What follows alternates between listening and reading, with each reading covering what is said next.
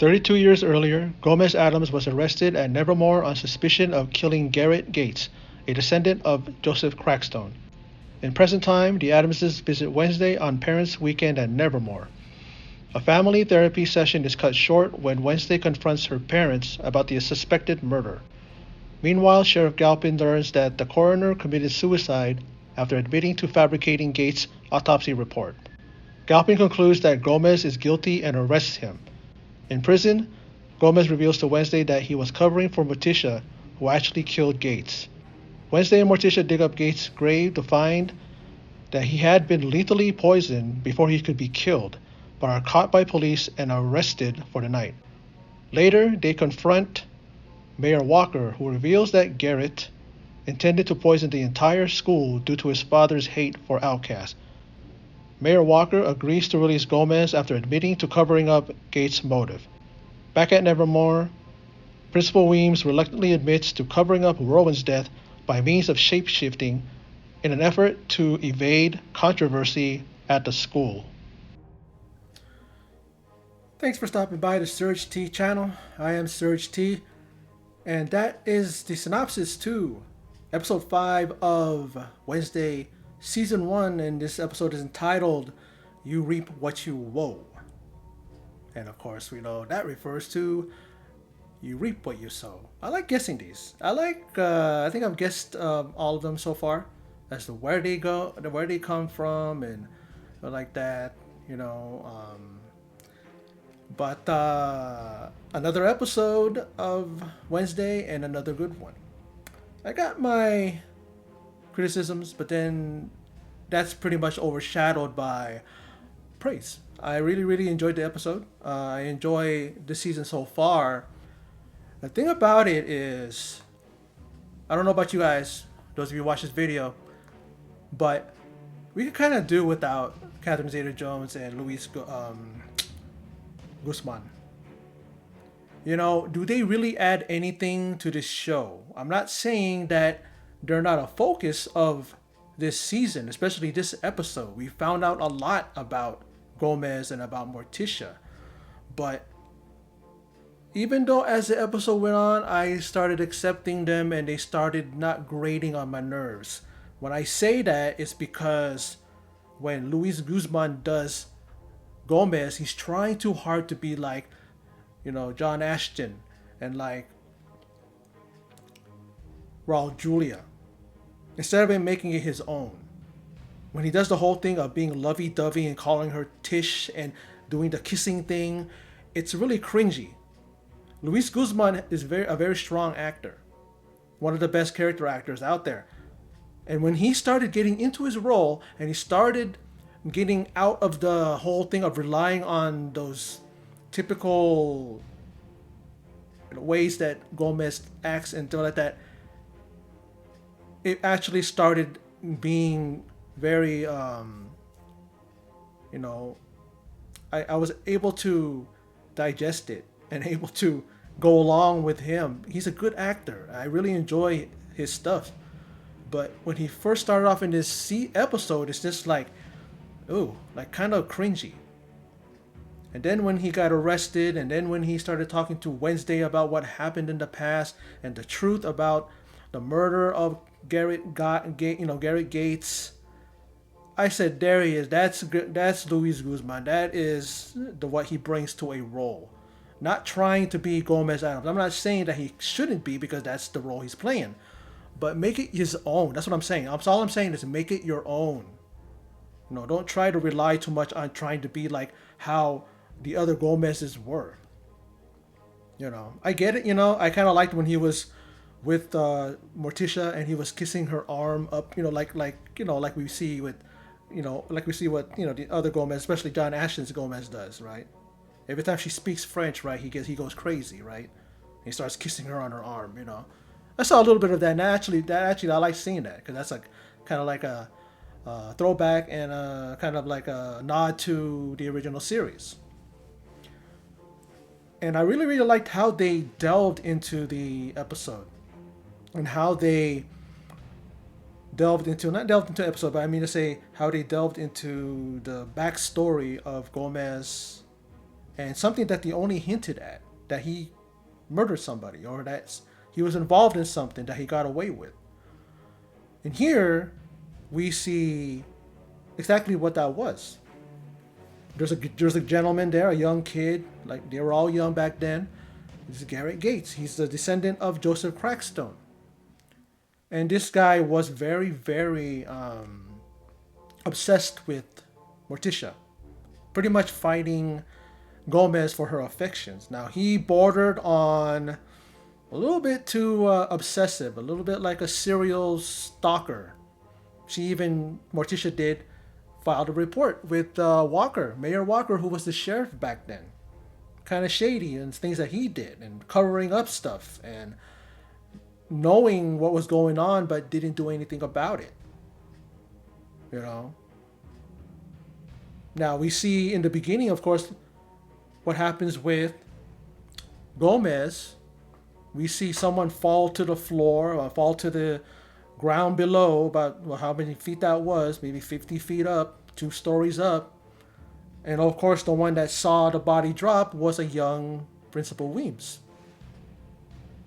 Which I might add, the actress that played her looked like an older woman, meaning she didn't look like a teenager. I mean, it was the way the actor, because the actress who played young Morticia looked like a teenager. Same thing with Gomez's thing. But I digress. Let's move on.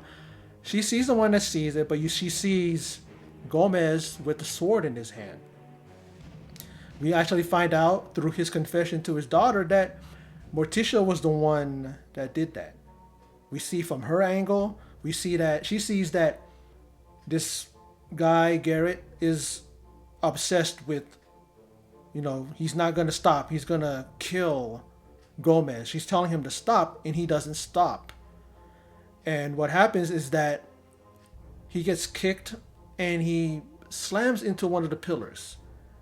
And all of a sudden, you see, he just has an expression on his face. When he looks around and turns around and looks at Morticia, he's foaming at the mouth. His eyes are wild and everything. And then he goes right at her, and she has the sword in her hand, and he ends up pretty much stabbing himself. It wasn't even her fault. He stabbed himself. It's like with Gomez's explanation before, where it was accidental. He didn't mean to stab him, but it wasn't him, of course. It was Morticia. Now, this goes hand in hand with the revelation later on. He gets arrested, Gomez does, because Sheriff Galpin now knows that he has evidence that the coroner, the doctor, shot himself, committed suicide because he couldn't deal with the fact that he covered up an autopsy. And what we find out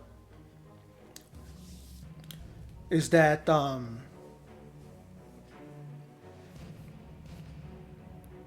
father of Garrett hates outcasts, hates people like Gomez and like Morticia. And at that dance, you see when Wednesday, because they dig up Garrett's body and they retrieve one of his fingers, because they find out that he actually was somehow injected with nightshade. That's what caused the foaming of the mouth and the wild eyes. But it was in a flashback, well, not a flashback, but a vision that she got when she grabbed the thing, and she saw actually, what happened. That the father was the one that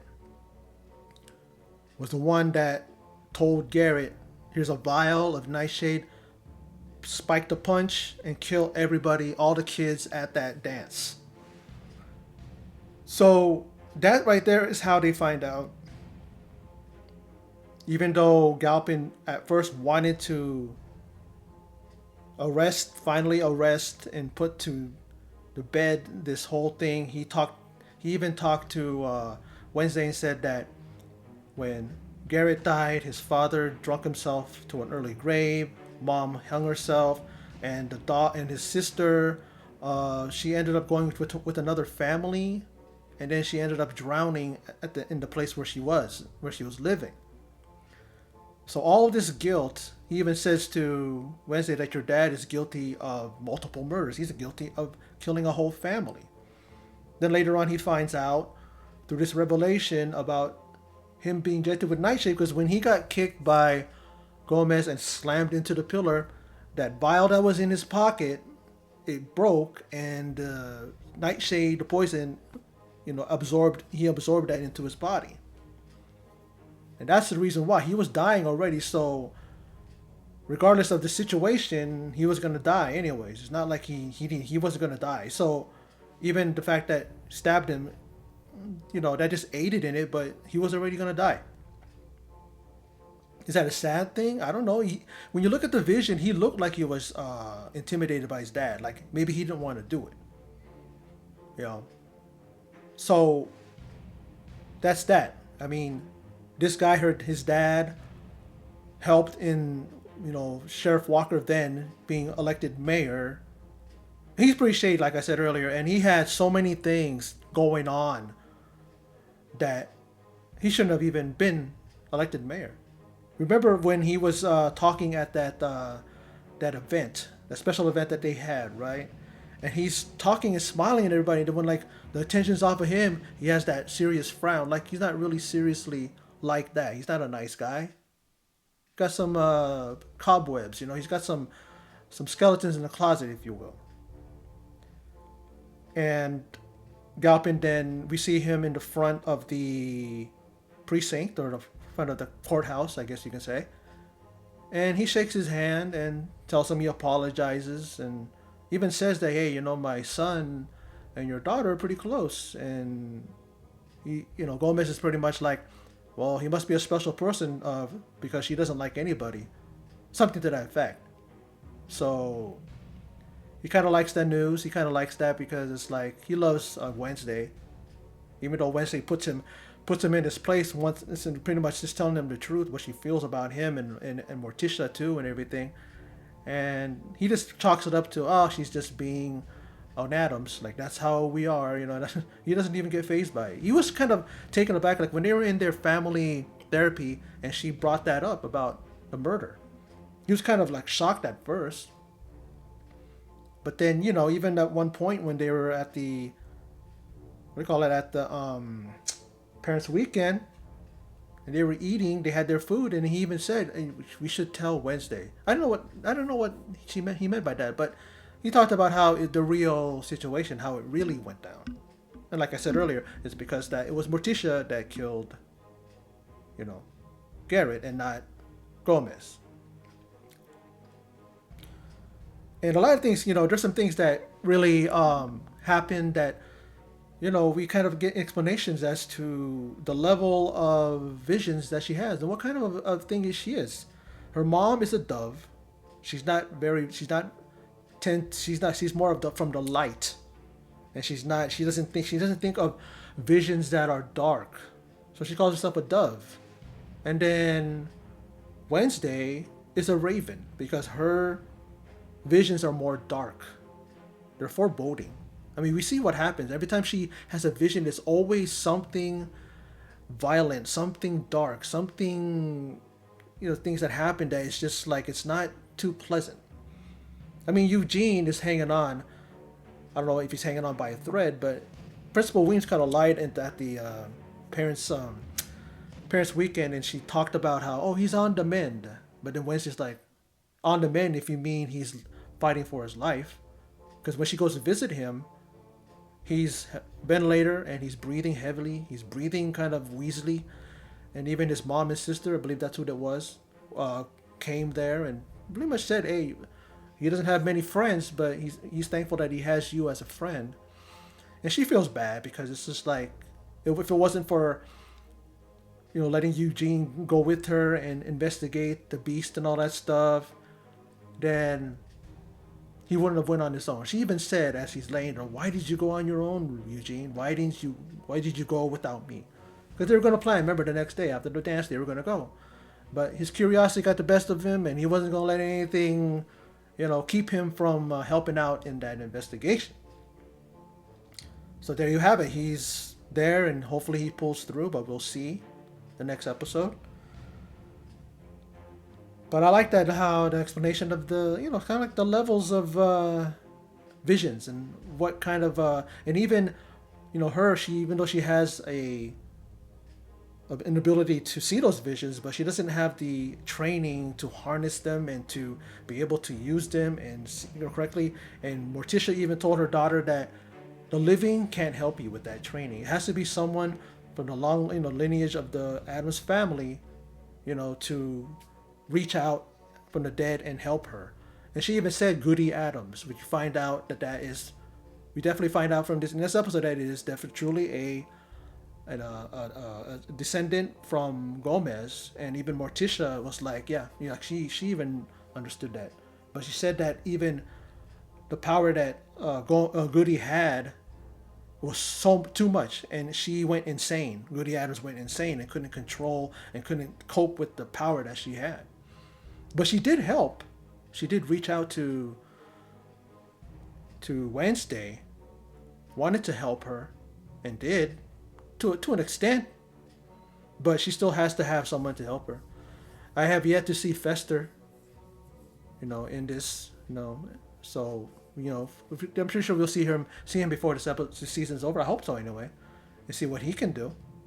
I mean, he's a living, so I don't think he'll be able to help her, but I'd like to see who plays him and how that character, because I like everybody so far, even though I have my issues with Luis Guzman and Catherine Zeta-Jones and their portrayals, but they did get a little better as the episode went along. And I'm just thinking, like I said, they're trying too hard to be like the past Gomez and Morticia Addams portrayals, and it's like, make it your own.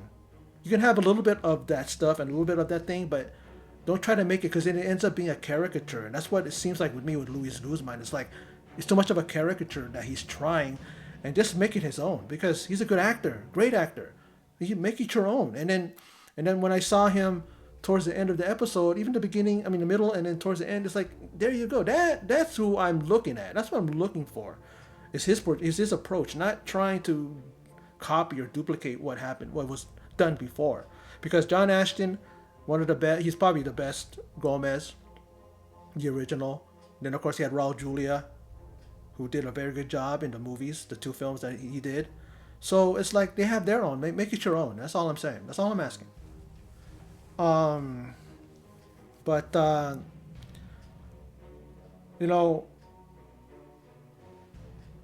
absolutely love this show. I think that the fact that there's going to be a second season is really good. I read a line or a headline from one of the articles and stuff, and it said that Jenna Ortega almost didn't accept this role. And I didn't read it, and I intend on reading it later on, but I'm thinking, wow, it's like, I couldn't imagine anybody else other than her. Because if it wasn't her and it was somebody else, I might have not watched the show. I might have tried it because I do like the Addams Family. I'm a big fan. I love the films. I love the TV show. So I would have watched it, but I probably wouldn't have had the same effect on me like she does, because she really is just a commanding presence. She's someone who, when you watch her, she just draws you in, and you'll want to watch her, and you'll want to be entertained by her or creeped out by her, and especially in this episode, in this show,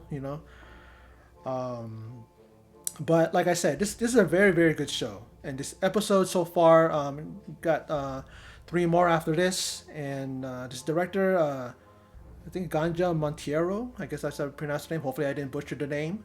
Did a good job. I mean, the 4 previous episodes were done by Tim Burton. That's a lot to kind of take, like pick up the mantle from him and continue directing. I read up and he's going to direct another episode, and then there's another person that directs the last 2. And I like when these guys continue and they kind of make it their own when they direct, but they kind of keep the rhythm going. They can kind of keep the momentum going and kind of like not try to sway too much from what's been presented prior. And that's good. I like that. I like when they do that and they don't try to sway away from what other people have been done. You can present your own style. You can, bring it to your you directing the episode.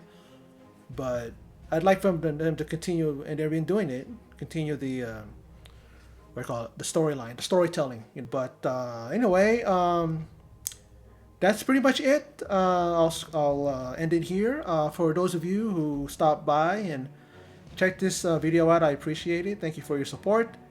And in closing, and as always, take care.